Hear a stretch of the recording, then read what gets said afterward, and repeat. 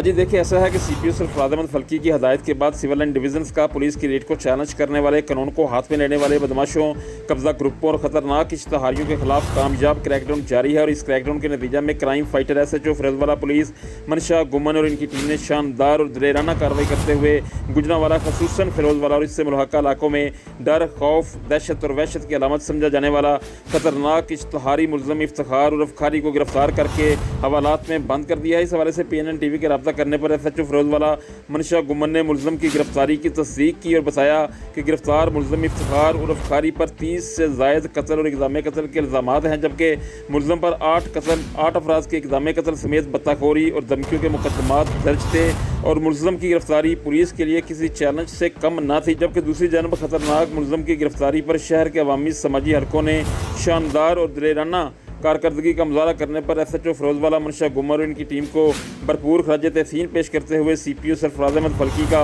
शुक्रिया अदा किया है। जी।